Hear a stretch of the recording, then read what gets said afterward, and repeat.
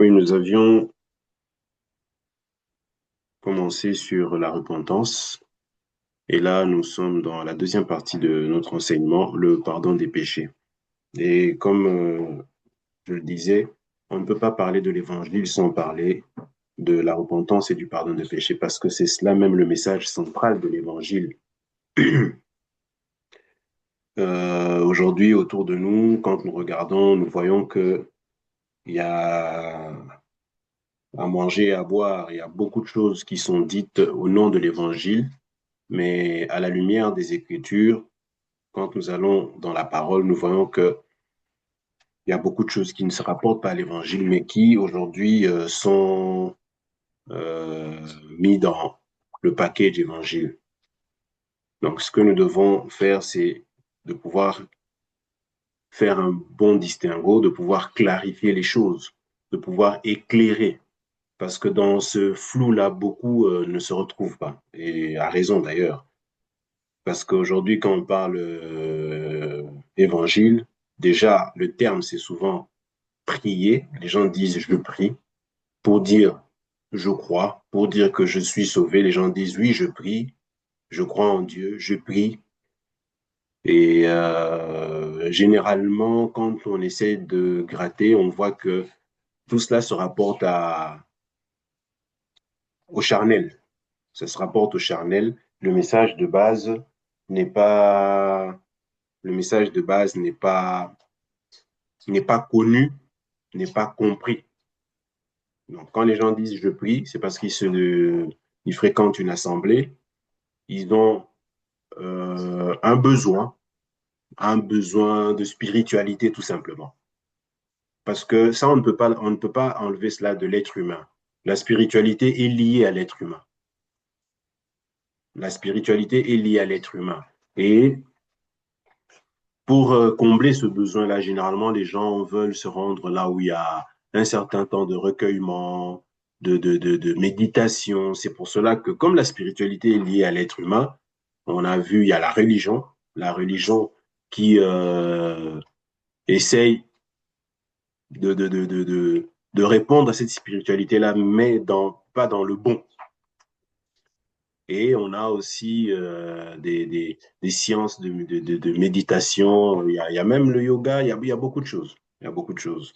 Bref, on voit que la spiritualité est liée à l'être humain.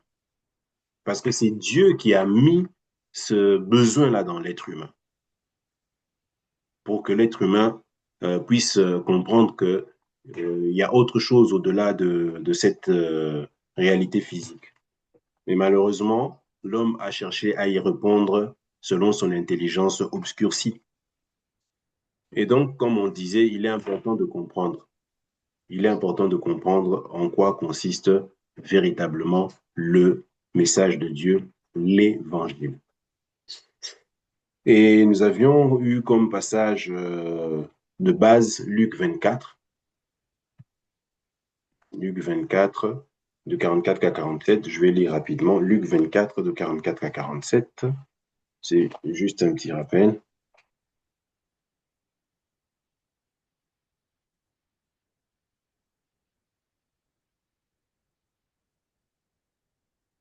Luc 24, de 44 à 47.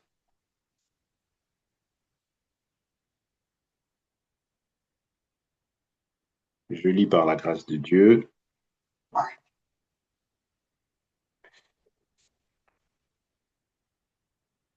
Puis il leur dit, c'est Jésus qui parlait à des disciples, puis il leur dit, c'est là ce que je vous disais lorsque j'étais encore avec vous, qu'il fallait que s'accomplisse tout ce qui est écrit de moi dans la loi de Moïse, dans les prophètes et dans les psaumes. Alors il leur ouvrit l'esprit afin qu'ils comprissent les Écritures. Et il leur dit, ainsi il est écrit que le Christ souffrirait et qu'il ressusciterait des morts le troisième jour et que la repentance et le pardon des péchés seraient prêchés en son nom à toutes les nations, à commencer par Jérusalem. Donc voilà, et c'est cela même notre passage de base. Donc on voit que le Seigneur Jésus-Christ pour pouvoir poser les bases, il a dit à ses disciples que par rapport à toute sa mission, il y a un message central qui devrait être prêché, et ce message, c'est la repentance et le pardon des péchés à toutes les nations, à commencer par Jérusalem. Donc voilà le fondement même de l'évangile. Et si on va dans un endroit, on nous parle de tout sauf de la repentance et du pardon des péchés, alors là, on comprend tout de suite que nous sommes dans la religion, nous ne sommes pas dans l'évangile. Et nous avions abordé, donc, comme j'ai dit, la partie pardon des péchés. Nous avions dit qu'il était important pour comprendre le pardon des péchés, qui est la bonne nouvelle même. Parce que évangile, ça vient du grec. Étymologiquement, évangile veut dire euh, bonne nouvelle. Et cette bonne nouvelle, c'est le pardon des péchés. C'est une bonne nouvelle. La bonne nouvelle n'a rien à voir avec nos attentes charnelles. Hein. Comme je le dis et j'insiste beaucoup parce que nous avons tous baigné dans ça et beaucoup encore continuent à baigner dans ça. On fait souvent allusion à tout ce qui est charnel et on met ça sur le compte de l'évangile. On va mettre la réussite, on va mettre la réussite matérielle, on va mettre euh, le mariage, on va mettre la promotion sociale, professionnelle, on va mettre beaucoup de choses dans l'évangile. Alors que quand on voit le Seigneur Jésus-Christ parle de la repentance et du pardon des péchés. Et comme on a dit, l'évangile, ça veut dire bonne nouvelle. Mais bonne nouvelle par rapport à quoi? Bonne nouvelle par rapport à l'être humain. Non pas par rapport à ce monde, mais par rapport à l'être humain. L'être humain qui était condamné. Et cet être humain qui était condamné, on lui apporte maintenant la bonne nouvelle. C'est ça l'évangile. On lui apporte la bonne nouvelle pour lui faire connaître sa nouvelle situation.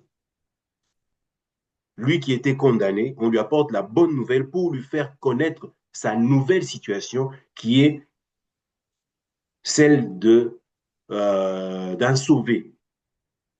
C'est cela même l'évangile. Et donc maintenant, pour comprendre le pardon des péchés, il est important de comprendre comment Dieu a procédé pour aboutir à la bonne nouvelle qui est le pardon des péchés. Dieu a mis en place une ancienne alliance. Et dans cette ancienne alliance, Dieu a mis un certain nombre de commandements, de lois. En gros, il y en a 613. Et dans tout ça, Dieu a aussi institué le pardon dans l'ancienne alliance. Et nous avons vu, je vais rappeler rapidement, dans Lévitique 4, c'est important de noter ces versets-là. Dans Lévitique 4, de 13 à 21, nous avions parlé du pardon journalier. C'est ce que Dieu avait instauré dans l'ancienne alliance, le pardon journalier. Et ensuite, Dieu a instauré le pardon annuel dans Lévitique 16, du verset 29 à 30 et le verset 34. Nous avions lu tout ça. Ça, c'est dans l'ancienne alliance. Il y avait le pardon journalier et le pardon annuel. Mais, parce qu'il y a un mais, il y a une réalité par rapport à tout ce qui se faisait dans l'ancienne alliance. Parce que le pardon, c'est vrai, Dieu avait institué le pardon, mais ce pardon-là n'avait pas satisfait le cœur de Dieu dans l'ancienne alliance. Hein. Il faut bien comprendre. Je vais doucement pour que nous puissions vraiment comprendre. Donc, il y a eu une première partie qui est l'ancienne alliance, et après, nous allons parler de la nouvelle alliance. Donc, dans l'ancienne alliance, quand on dit ancienne alliance, c'est cette alliance qui a couru du temps de Moïse jusqu'à la mort de Christ. C'est ça l'ancienne alliance, ou la loi. Parfois, on appelle ça la loi. Donc, c'est cette période chronologiquement qui a couru de Moïse qui a reçu la loi sur le mont Sinaï jusqu'à la mort de Christ. Tout ça, c'est la loi, c'est l'ancienne alliance. Donc, il y avait le pardon journalier, le pardon annuel. Et donc, le pardon annuel fait que à chaque fois, chaque année, il fallait que le peuple se rapproche de Dieu pour demander pardon pour ses péchés. Et il y avait tout un tas de cérémonies à faire. Et une fois que ces cérémonies-là étaient faites, Dieu accordait le pardon pendant une année. Et il fallait à chaque fois revenir. L'année d'après, il fallait que le peuple revienne encore pour demander pardon. Et nous allons lire dans Hébreu, Hébreu 10. On va lire dans Hébreu 10.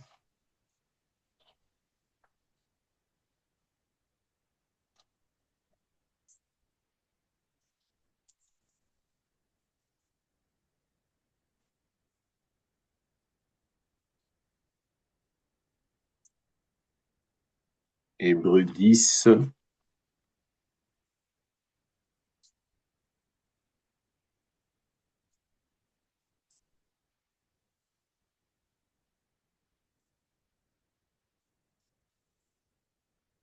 Qui peut lire du premier au... Euh,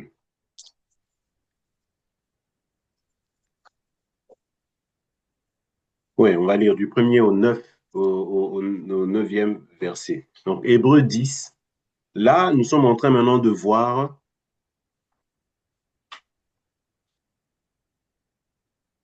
la réalité de l'ancienne alliance. C'est-à-dire, il y a eu le pardon journalier, il y a eu le pardon annuel, mais il y a une réalité qui est liée au pardon annuel, au pardon journalier et annuel qui avait cours dans l'ancienne alliance.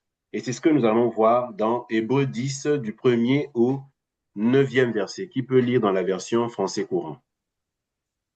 Je peux lire, j'ai la version français courant. Oui, J'ai juste une question. Quand tu dis on va voir la réalité de l'ancienne alliance, c'est la réalité du pardon de l'ancienne oui, alliance? oui, Ok, oui. Du pardon dans l'ancienne alliance, oui. C'est la réalité du pardon dans l'ancienne alliance. ok, Ou merci. pendant l'ancienne alliance, oui, dans l'ancienne alliance, oui, disons ça comme ça. Dans l'ancienne alliance, la réalité de ce pardon-là. Le pardon journalier, le pardon annuel. Ok. Alors, je lis Hébreux 10, versets 1 à 9. La loi de Moïse n'est pas la représentation exacte des réalités. Elle n'est que l'ombre des biens à venir. Elle est tout à fait incapable de rendre parfait ce qui s'approche de Dieu. Comment le pourrait-elle avec ces sacrifices, toujours les mêmes, que l'on offre année après année, indéfiniment? Si ceux qui rendent un tel culte à Dieu avaient été une bonne fois purifiés de leurs fautes, ils ne se, ils ne se sentiraient plus coupables d'aucun péché, et l'on cesserait d'offrir tout sacrifice. Verset 3. En réalité, par ces sacrifices, les gens sont amenés à se rappeler leurs péchés, année après année. Verset 4. Car le sang des taureaux et des boucs ne pourra jamais enlever les péchés.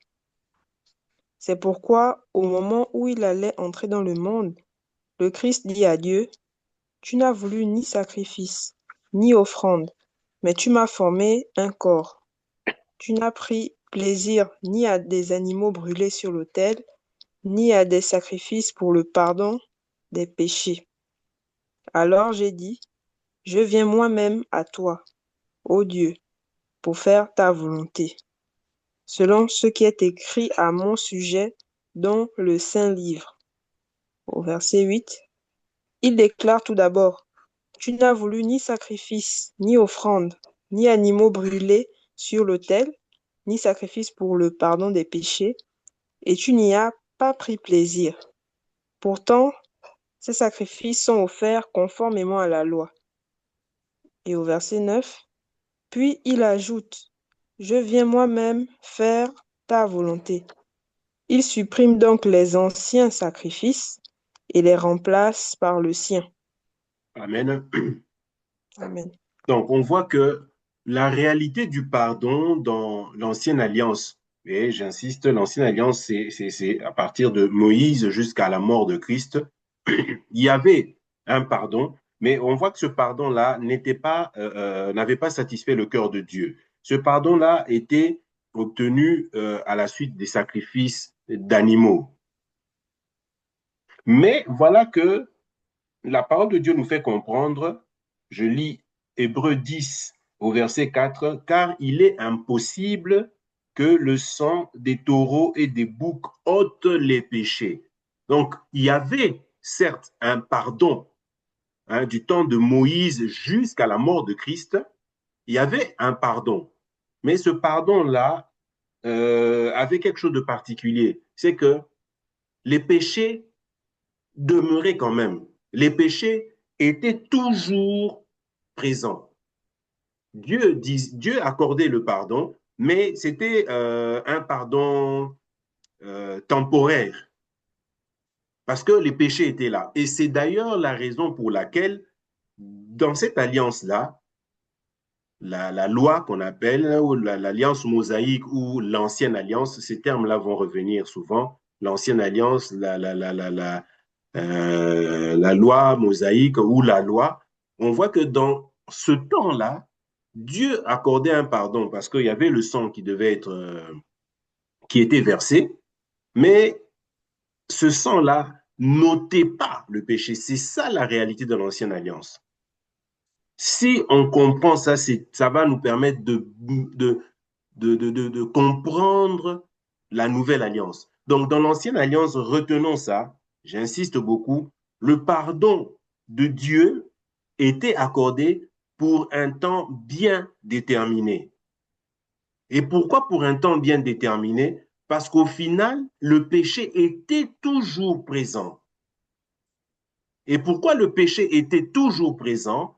Parce que les sacrifices là ne plaisaient pas à Dieu. Certes, c'est vrai, on dira que c'est Dieu qui avait dit à Moïse, faites ceci, faites cela. Oui, c'est vrai. Dieu, c'est lui qui avait donné toutes ces lois-là à Moïse, mais c'était vraiment pour un temps bien déterminé. C'est pour cela que nous voyons que la Bible dit au verset 5, Hébreux 10, verset 5, c'est pourquoi Christ, entrant dans le monde, dit, tu n'as voulu ni sacrifice, ni offrande, mais tu m'as formé un corps. Verset 6, tu n'as agréé ni holocauste, ni sacrifice pour le péché. Donc, toutes ces choses-là qui étaient, toutes ces règles, tous ces sacrifices qui étaient faits du temps de la loi. On dit, tu n'as agréé. Dieu n'a pas pris plaisir à ces choses-là. Pourquoi Dieu n'a pas pris plaisir? Parce que c'était juste temporaire, parce que ça n'ôtait pas le péché. Donc, ça veut dire que malgré tout ça, Dieu voyait toujours le péché. Dieu voyait toujours le péché. Et donc, quand on a compris ça, maintenant, quand on va venir parler de l'évangile, qui veut dire, évangile veut dire en un terme simple, bonne nouvelle. Donc, on comprend maintenant que l'évangile va venir nous annoncer quelque chose de magnifique, quelque chose de meilleur. Par rapport à quoi? Par rapport à ce qu'il y avait avant.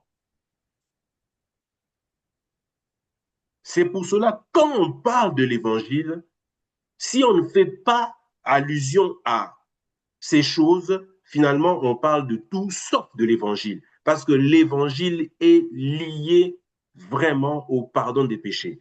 Pourquoi pardon des péchés? Parce que du temps de la loi, le pardon qui était accordé n'était pas définitif. Et le péché n'était pas ôté. Parce que le sang qui était versé n'était pas un sang qui avait satisfait le cœur de Dieu.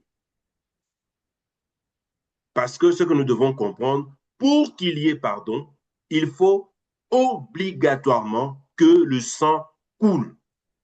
C'est ça le principe divin. C'est ça le principe de Dieu. Il n'y a pas de pardon sans effusion de sang. Oui, Antonia.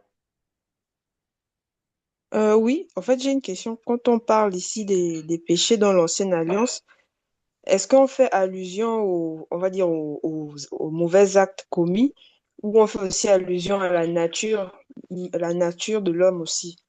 On fait allusion à la nature de l'homme et toutes ses conséquences. Ok, Mhm. C'est vrai, parfois tu verras la Bible parler des péchés, le péché, mais en fin de compte, tout ça ramène à la réalité de la nature humaine. Parce que, euh, bon, j'allais anticiper, parce qu'en fait, Christ est venu ôter ce que la loi, ce que les sacrifices de la loi ne pouvaient pas ôter. Or, ce que Christ a ôté, ben, c'est cette nature-là, cette condamnation qui pesait sur l'homme. Donc, on parle ici de la nature humaine qui est pécheresse avec toutes les conséquences qui en découlent. OK? ok, Voilà. merci. Donc, ici, nous voyons que il y a un pardon, mais qui est temporaire. Pourquoi? Parce que les sacrifices qui sont faits ne plaisent pas à Dieu. Ce ne sont pas des sacrifices parfaits pour apaiser le cœur de Dieu, définitivement. Il fallait que le sang coule, certes, mais ce sang-là, comme il est écrit dans Hébreux 10,4, car il est impossible que le sang des taureaux et des boucs ôte le péché. Le sang coulé, certainement, parce que dans Hébreux 9, 22, il est écrit et presque tout, d'après la loi, est purifié avec du sang, et sans effusion de sang, il n'y a pas de pardon. Donc, pour qu'il y ait pardon, il faut absolument qu'il y ait le sang. C'est pour ça que dans l'Ancienne Alliance, il fallait faire couler le sang à chaque fois pour que Dieu accorde son pardon au peuple d'Israël. Il fallait qu'il y ait des sacrifices d'animaux pour que le sang coule. Et pourquoi il faut qu'il y ait le sang? Parce qu'en fait, le salaire du péché, c'est la mort. Et faire couler le sang, c'est l'image de la mort. On se comprend?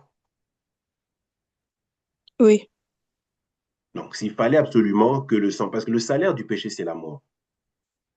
Bon. Or, dans l'Ancienne Alliance, s'il était question de faire mourir les hommes, ben, tous les hommes allaient mourir finalement. Bon, en attendant, qu'est-ce que Dieu a fait? Dieu, à la place de l'homme, Dieu faisait que ce soit les animaux. Dieu avait permis, avait demandé à ce que ce soit les animaux. C'est pour cela, vous allez voir, dans ce qu'on avait dit, celui qui avait péché venait, mettait sa main sur l'animal qui allait être sacrifié. C'était une façon de c'était une forme de substitution. Ça veut dire, au lieu que ce soit la personne qui a péché qui meurt, c'est l'animal qui meurt. Donc, c'est l'animal qui payait, en quelque sorte, le prix du péché de la personne qui venait poser sa main sur cet animal-là.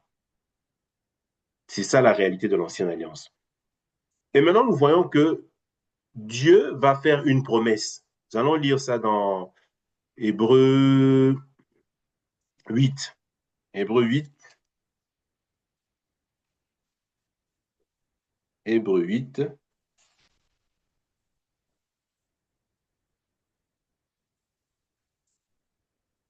On va lire de 8 à 12. Hébreu 8, de 8 à 12. Je peux lire. Oui. Alors, Hébreux 8, du verset 8 à 12. Mais en fait, voici ce que Dieu reproche à son peuple. Le Seigneur dit, les jours viennent où je vais établir une alliance nouvelle avec le peuple d'Israël et avec le peuple de Juda. Elle ne sera pas comme l'alliance que j'ai établie avec leurs ancêtres, le jour où je les ai pris par la main pour les faire sortir d'Égypte. Le Seigneur dit encore, ils n'ont pas été fidèles à mon alliance. Alors moi aussi, je les ai abandonnés. Le Seigneur ajoute, voici l'alliance que je vais établir avec le peuple d'Israël après ces jours-là. Je leur donnerai de l'intelligence pour connaître mes lois. J'écrirai celles-ci dans leur cœur. Je serai leur Dieu et ils seront mon peuple. Personne n'aura plus à enseigner quelqu'un de son peuple ou son frère. En effet, on n'aura plus besoin de lui dire, connais le Seigneur, tous me connaîtront, tous du plus petit jusqu'au plus grand. Je pardonnerai leurs fautes et je ne me souviendrai plus de leurs péchés. Voilà. Voilà. Et Dieu, après avoir donné la loi, après avoir conclu une alliance avec le peuple d'Israël physique, cette alliance-là a couru pendant un moment, et Dieu fait maintenant une promesse. Dieu dit, ce peuple-là, au final, le peuple d'Israël ne s'est pas soucié de respecter l'alliance que j'avais conclue avec lui, et moi non plus, je ne me suis plus soucié de ce peuple-là. Il dit, mais voici, il y a un temps qui arrive, hein, suivons très attentivement, il y a un temps qui arrive où je vais conclure une alliance nouvelle. Donc, quand il parle de l'alliance nouvelle, il est en train de parler par rapport à ce qu'il y avait avant, il y aura maintenant une autre alliance. Et maintenant, il donne la particularité de cette alliance-là. Vraiment, comprenons ces choses, c'est magnifique et c'est très important. Il dit, dans l'alliance que je vais conclure maintenant avec la maison d'Israël, là maintenant, quand il parle de maison d'Israël, ce n'est plus simplement Israël en tant que peuple physique. Là, il est en train de parler maintenant d'Israël spirituel, qui est tous ceux, l'ensemble de tous ceux qui seront sauvés jusqu'à. Donc, et là maintenant, il dit, je vais faire une nouvelle alliance avec la maison d'Israël. Et cette alliance aura ceci de particulier. Je vais mettre dans l'esprit de ceux qui seront dans le cœur de ceux qui seront dans cette alliance-là, je vais écrire mes lois. Je vais écrire mes lois dans le cœur de tous ceux qui feront partie de cette nouvelle alliance. Et ce qui est très important ici, c'est le verset 12. Il dit ceci, je pardonnerai leurs iniquités. Là, il est en train de parler de cette nouvelle alliance-là. En ce moment-là, la nouvelle alliance n'a pas encore commencé, mais il est en train de faire une promesse. Il dit, voilà, je vais maintenant conclure une nouvelle alliance. Et dans cette nouvelle alliance-là, je vais mettre mes lois dans le cœur de tous ceux qui feront partie de cette nouvelle alliance et je pardonnerai leurs iniquités. Et il finit en disant, je ne me souviendrai plus de leurs péchés. Je ne sais pas si on comprend ce qu'il est en train de dire. Dans l'ancienne alliance, Dieu se souvenait toujours des péchés. Pourquoi? Mais parce que ces péchés-là n'étaient pas ôtés. Ils étaient toujours présents. Même, quand bien même Dieu pouvait accorder le pardon, mais les péchés étaient toujours présents. Et c'est ce qui montrait qu'il fallait qu'il y ait chaque fois des sacrifices, que le peuple revienne chaque année faire toutes les cérémonies qu'il fallait, sacrifier les animaux et ainsi de suite, pour que Dieu leur accorde le pardon. Dieu a accordé le pardon, c'est un exemple que je prends, du 1er janvier jusqu'au 31 décembre. Et après, il fallait encore refaire les cérémonies pour que Dieu accorde encore le pardon du 1er janvier 2026 jusqu'au 31 décembre 2026. Et ainsi de suite. Chaque année, c'était la même chose. Ça voulait dire quoi? Ça voulait dire que le péché était toujours là. C'est pour cela que ceux qui faisaient partie de cette alliance étaient dans l'obligation de revenir chaque année, chaque année, chaque année, chaque année. Et pourquoi ils revenaient? Tout simplement parce que le sang qui, entre guillemets, était versé pour payer les péchés de ce temps-là, ce sang-là ne pouvait pas satisfaire Dieu. C'est pour ça que nous avons lu, il est impossible que le sang des taureaux et des boucs ôte le péché. Et Dieu vient maintenant faire une promesse. Dieu dit, oui, bon, c'est vrai, il y a cette alliance-là, mais voilà, il va arriver un temps où je vais changer d'alliance, où je vais faire une nouvelle alliance. Et ce qu'il y a de spécial dans cette nouvelle alliance, déjà, je vais mettre mes lois dans le cœur. Donc, c'est pour dire que dans l'ancienne alliance, les lois de Dieu n'étaient pas dans le cœur de ceux qui faisaient partie de l'ancienne alliance. Mais dans la nouvelle alliance, cette alliance que Dieu est en train de promettre, Dieu dit, je vais mettre mes lois dans le cœur de tous ceux qui vont faire partie de cette alliance-là, et ensuite, je vais pardonner leurs iniquités. Et ce qu'il y a de merveilleux, il dit, par rapport à cette nouvelle alliance-là, il dit, je ne me souviendrai plus de leurs péchés. Je ne me souviendrai plus. Donc, vous voyez maintenant ce qu'il y a de magnifique dans la nouvelle alliance. Ça veut dire que ceux qui sont dans la nouvelle alliance, ce sont ceux-là qui ont compris que dans cette alliance-là, Dieu ne se souvient plus de leurs péchés parce que c'était sa promesse. Donc, si nous croyons être dans la nouvelle alliance, nous devons comprendre que dans cette alliance, Dieu ne se souvient plus de nos péchés. Et on va voir pourquoi Dieu ne se souvient plus de nos péchés dans la nouvelle alliance. Nous allons prendre Jean chapitre 1, verset 29.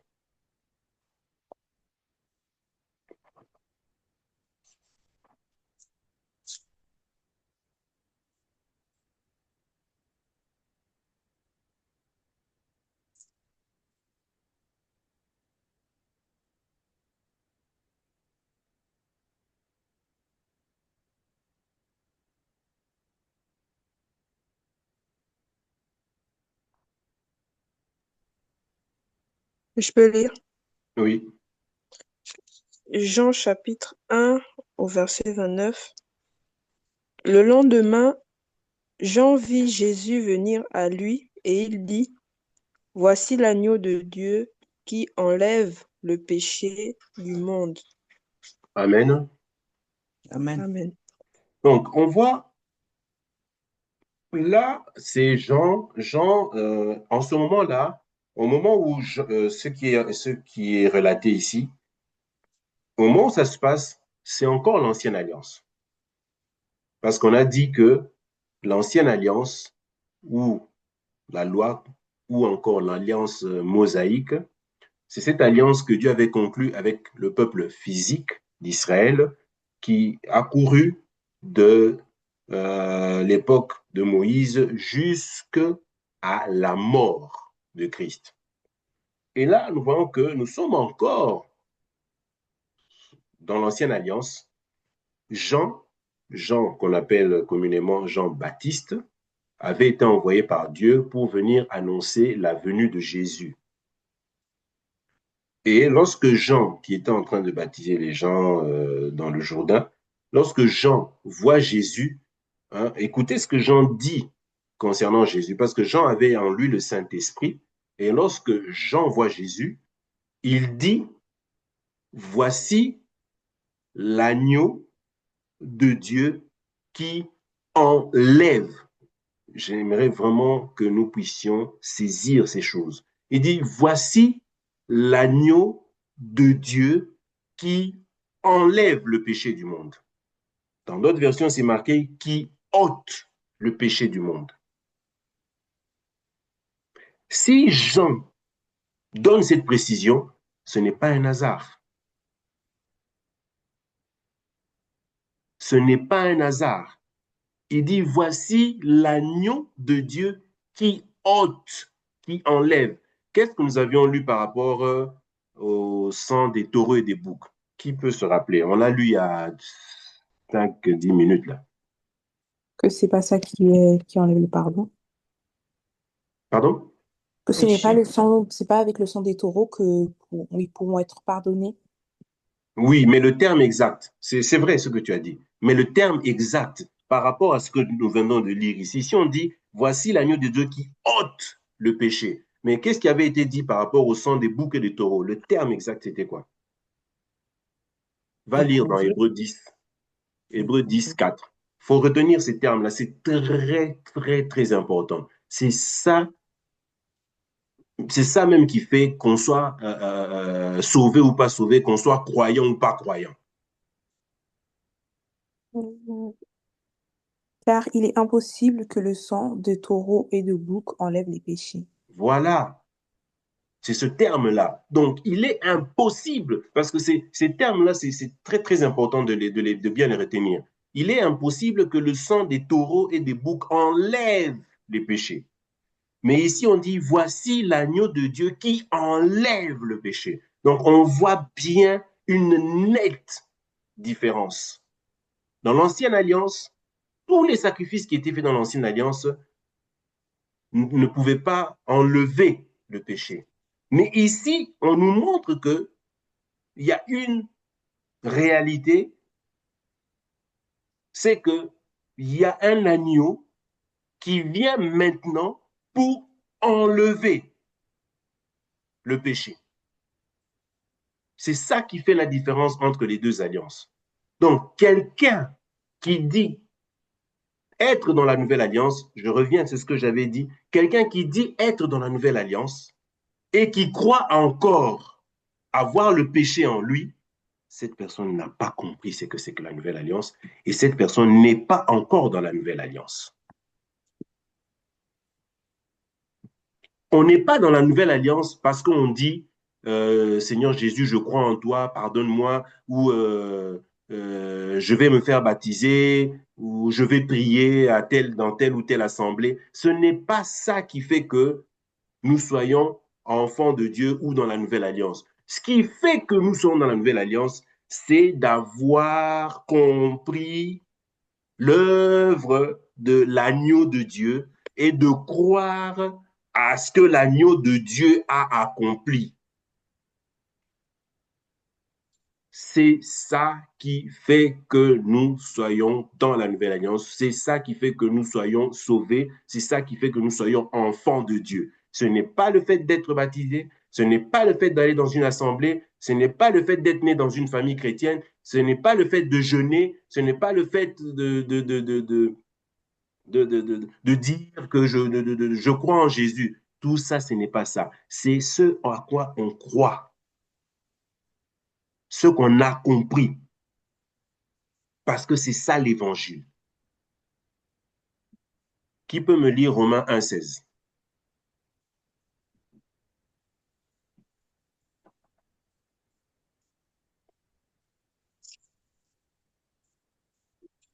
Moi, mais je cherche. Alors, je lis par la grâce de Dieu. Je, je n'ai pas honte d'annoncer la bonne nouvelle. Elle est la puissance de Dieu pour sauver tous ceux qui croient. Voilà, Les Juifs d'abord, les autres ensuite. voilà, voilà. Je n'ai pas honte de la bonne nouvelle. Parce que la bonne nouvelle, c'est ça. Donc, je ne peux pas avoir honte de cette bonne nouvelle parce que c'est cette bonne nouvelle qui sauve. Dans d'autres versions, on dit, je n'ai pas honte de l'évangile parce que c'est une puissance. La puissance, ce n'est pas ce que nous voyons aujourd'hui en allant dans les assemblées. On dit que ah, ce pasteur-là, il est puissant parce que quand il impose les mains, tout le monde tombe. Non, non, non, non, non, non, non, non. Ce n'est pas ça la puissance.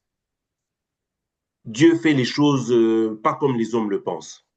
La puissance, c'est doter quelqu'un de la condamnation et de l'amener dans la rédemption. C'est ça la puissance. Et cette puissance-là se manifeste au travers de l'évangile. Ce n'est pas par les actes de faire tomber, faire crier, ou je ne sais pas moi, les guérisons, ça c'est autre chose. Mais la véritable puissance, ce n'est pas parce qu'aujourd'hui quelqu'un est guéri. Non, c'est pas ça.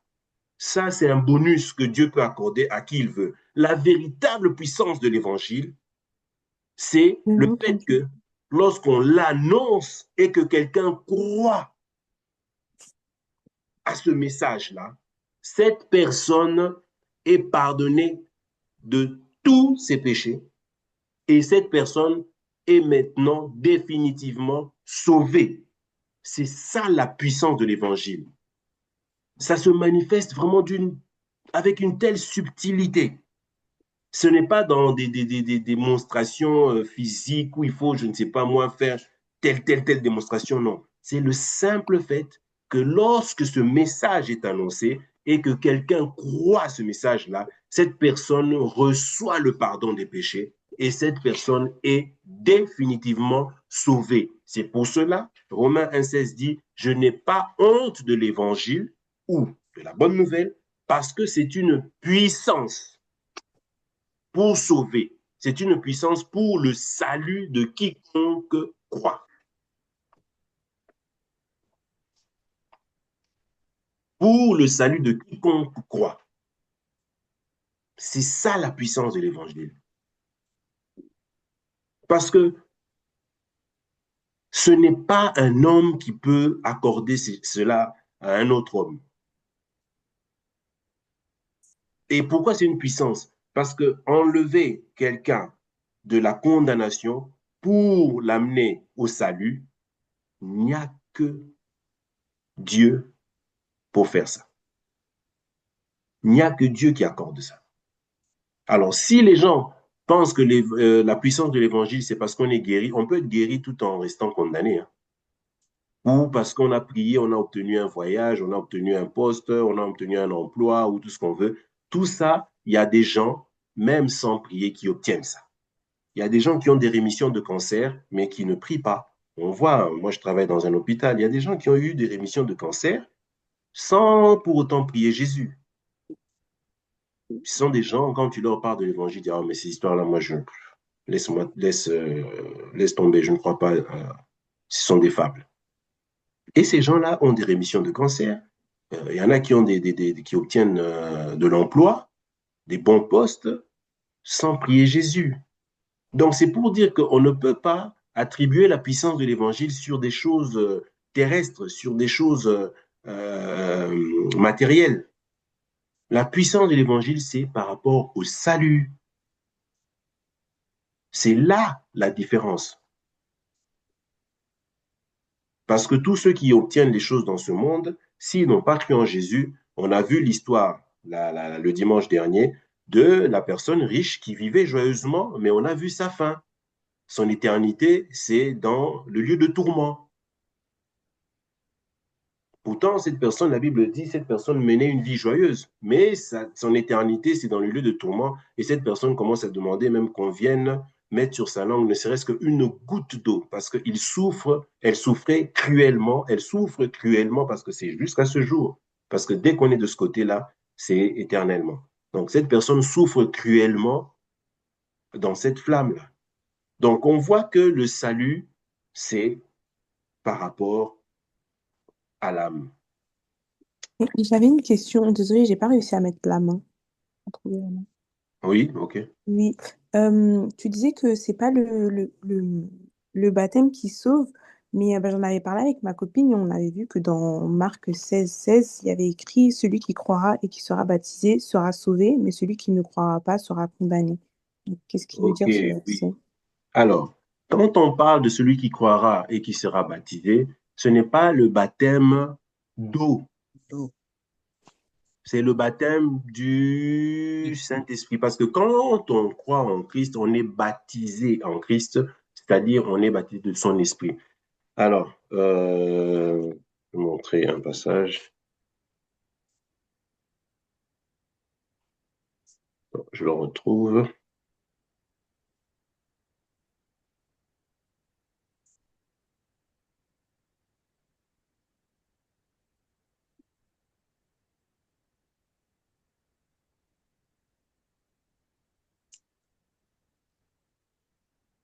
Dans Jean 4 déjà.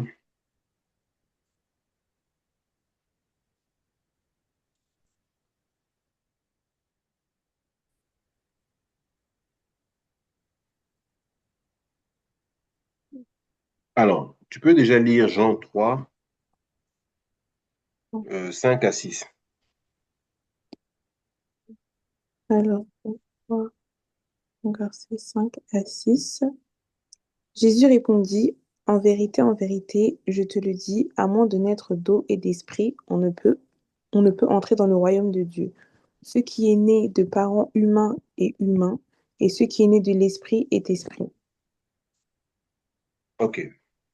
Donc ici déjà, on voit Jésus répondit en vérité, je te le dis, si un homme ne naît d'eau, c'est la parole, et d'esprit, parce que souvent les gens pensaient ici que l'eau, c'était le fait d'aller dans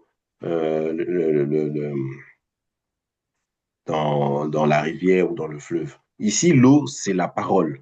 Donc, si en vérité, je le dis, si un homme ne naît d'eau et d'esprit, donc c'est la parole et l'esprit que Dieu nous accorde lorsque nous croyons à sa parole. Donc, si une personne ne naît d'eau et d'esprit, il ne peut entrer dans le royaume de Dieu. Ce qui est né de la chair est chair. Ce qui est né de l'esprit est esprit. Donc, on est de l'esprit quand on écoute la parole de Dieu et on croit à cette parole-là, c'est en ce moment-là que Dieu nous accorde son esprit. Et c'est là que nous sommes sauvés. On n'est pas sauvé parce que le baptême d'eau n'est qu'un témoignage de ce que nous sommes devenus. Je ne sais pas si on comprend. Hmm. Le baptême d'eau n'est qu'un témoignage de notre salut, c'est-à-dire on écoute d'abord l'évangile, on croit à cet évangile-là, Dieu nous accorde le pardon des péchés, nous sommes maintenant sauvés. Et maintenant, pour témoigner que nous sommes sauvés, nous allons prendre le baptême. Donc, le baptême n'est que le témoignage de notre salut. Alors, je voulais retrouver Mais il y a aussi le Jean, verset. c'est acte, il y a acte, non, c'est Jean. Non, acte 1, 5. Oui, toi, tu voulais donner lequel? Éphésiens 1, 13. Oui, donc on va lire ça aussi. Et là, tu peux lire Tu m'as dit acte. acte 1. Oui, Tu vas lire de 4 à 5. ok. Alors qu'ils se trouvaient en leur compagnie, il leur recommanda de ne pas s'éloigner de Jérusalem, mais d'attendre ce que le Père avait promis. Ce que je vous ai annoncé, leur dit-il, car Jean a baptisé d'eau, mais vous, dans peu de jours, vous serez baptisés du Saint-Esprit. Voilà. Donc, le baptême du Saint-Esprit, ce n'est pas ce que nous voyons les gens qui commencent à tituber, à se dire non. Le baptême du Saint-Esprit, c'est tout simplement lorsque nous croyons à la parole de l'Évangile, le pardon des péchés nous est accordé et Dieu nous accorde son esprit. Et c'est ça qui nous sauve. On est sauvé parce qu'on a cru, on a reçu le pardon des péchés. Dieu nous accorde maintenant son esprit comme gage. C'est ça qui fait de nous enfants de Dieu, c'est ça qui fait de nous des sauvés. Et ensuite, le baptême que nous allons prendre dans l'eau courante, ça, ce n'est que le témoignage de notre salut. Donc, quand il dit vous croirez, ceux qui croiront et qui seront baptisés, c'est être baptisé en Christ. Ce n'est pas être baptisé dans l'eau courante. C'est le baptême en Christ. Comme il dit ici, dans peu de temps, vous serez baptisés du Saint-Esprit. Là, c'est le baptême du Saint-Esprit. On va lire Éphésiens 1, 13.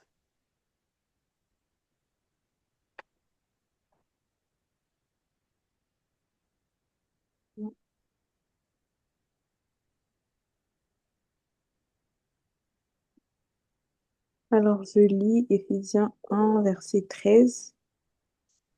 En lui, vous aussi, après avoir entendu la parole de vérité, l'évangile qui vous sauve, en lui vous avez cru et vous avez été marqués de l'empreinte du Saint-Esprit qui avait été promis. Voilà. Voilà. Donc, c'est ça. Donc, c'est le Saint-Esprit. Quand on parle du baptême, c'est le baptême du Saint-Esprit. Ce n'est pas le baptême d'eau qui, en ce moment-là, n'est qu'un témoignage. Oui, Antonia. Oui, par rapport à la question de Kelaya, en fait, je réalise que dans l'ancienne alliance, il y avait, enfin, au final, il y avait deux, si je peux dire, deux baptêmes d'eau. Et je me rends compte que, par exemple, quand c'est au temps de Jean, il baptisait d'eau, Et ceux qui se faisaient baptiser d'eau à ce moment-là, ils n'étaient pas sauvés tant que le baptême du Saint-Esprit n'a pas intervenu, en fait. Et quand Mhm. le baptême du Saint-Esprit intervient, c'est à ce moment que le baptême d'eau qui suit prend son sens, parce que c'est juste la conséquence, on va dire, du baptême du Saint-Esprit. OK, tout à fait. Mm. Tout à fait. Donc, il faut le comprendre ainsi. Ce n'est pas le baptême d'eau qui sauve, parce que si le baptême d'eau sauvait, alors à quoi bon annoncer le pardon des péchés, la repentance, Mm. puisque le baptême d'eau sauve. Donc, ce n'est pas le pardon des péchés qui sauve alors. Or, c'est quand on reçoit le pardon des péchés qu'on est sauvé. On est sauvé, ça veut dire quoi? C'est tout simplement, on n'est plus condamné, on est juste, on est déclaré juste. Mm. Or, ça, ce n'est pas par rapport au baptême d'eau. Je ne sais pas si on se comprend. Si, j'ai Le compris. fait de devenir juste ou d'être déclaré, je préfère le terme d'être déclaré juste par Dieu, c'est tout simplement parce que Dieu efface nos péchés. Et quand nos péchés sont effacés, nous sommes maintenant devenus justes devant Dieu. Et là, ce n'est pas une question de baptême. C'est pour cela, il faut bien comprendre quand la Bible dit, ceux qui croiront et qui seront baptisés seront sauvés. Ici, être baptisé, c'est par rapport au fait d'être en Christ, d'être maintenant revêtu de l'Esprit de Christ. Parce qu'on peut aller dans les eaux du baptême et ne pas avoir reçu le pardon des péchés ou ne pas croire au pardon. Et d'ailleurs, ils sont nombreux, hein, ne pas croire au pardon des péchés. Parce que c'est le fait de croire au pardon des péchés qui fait de nous des enfants de Dieu. Parce que quand on croit au pardon des péchés, c'est en ce moment-là que Dieu nous accorde maintenant sa justice. Merci. OK. OK. Donc, comme nous avons lu, voici l'agneau de Dieu qui ôte le péché du monde. Il y a une nette différence entre la première alliance où le péché n'était pas ôté parce que les sacrifices qui étaient faits, le sang de ces sacrifices-là n'était pas parfait, le sang de ces sacrifices-là ne pouvait pas ôter le péché. Et maintenant, dans la nouvelle alliance, la Bible dit, Dieu fait une promesse, il dit, je pardonnerai leurs iniquités, je ne me souviendrai plus. Et pourquoi Dieu ne se souvient plus? Parce que le sang qui a coulé a réglé définitivement le problème du péché. Autrement dit, ce sang-là a ôté, ce sang a ôté. C'est pour cela, on va lire un autre passage dans 1 Jean, je vais le trouver.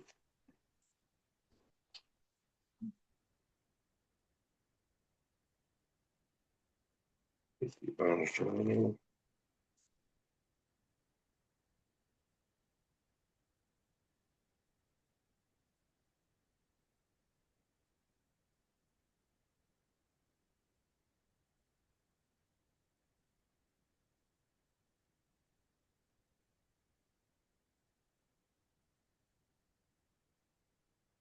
Je cherche le verset où le fils. Voilà. 1 Jean 3,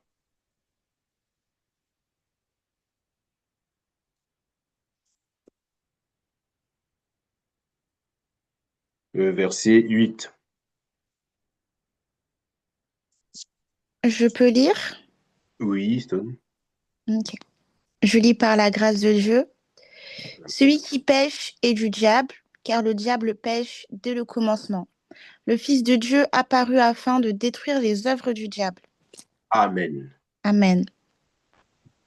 Le Fils de Dieu apparu afin de détruire les œuvres du diable. Et quelles étaient les œuvres du diable? C'était de d'avoir inoculé le péché dans l'homme depuis le jardin d'Éden. C'est ce qu'il avait fait. Depuis le jardin d'Éden, le diable avait réussi à inoculer la semence du péché dans l'homme. Et maintenant, le Seigneur Jésus-Christ est venu pour venir corriger la chose, c'est-à-dire pour venir détruire ce qui a été fait dans le Jardin d'Éden. Et quand on comprend ça, on comprend maintenant la dimension de l'œuvre de Christ. On comprend que l'œuvre de Christ n'est pas à ramener aux choses terrestres, aux choses matérielles, aux choses éphémères. Donc, ce qui a condamné l'humanité dès la Genèse, voilà ce que Jésus-Christ est venu ôter, voilà ce que Jésus-Christ est venu détruire. Donc, le Fils de Dieu a paru afin de détruire les œuvres du diable. C'est-à-dire ce que l'ennemi avait fait depuis le Jardin d'Éden, c'est ce que Jésus-Christ est venu détruire. C'est pour cela qu'on dit, voici l'agneau de Dieu qui ôte le péché. Mais ce péché-là, il est venu ôter. Ce péché-là est entré quand?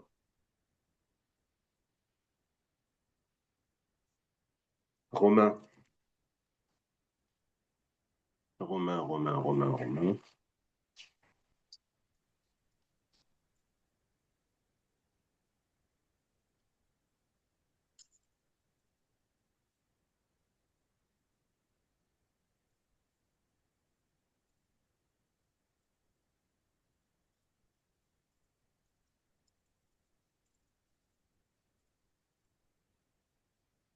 Romains 5.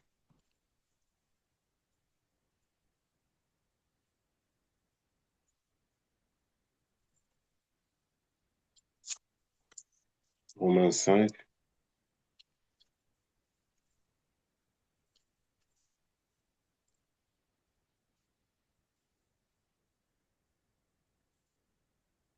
On peut lire versets 17 à 19.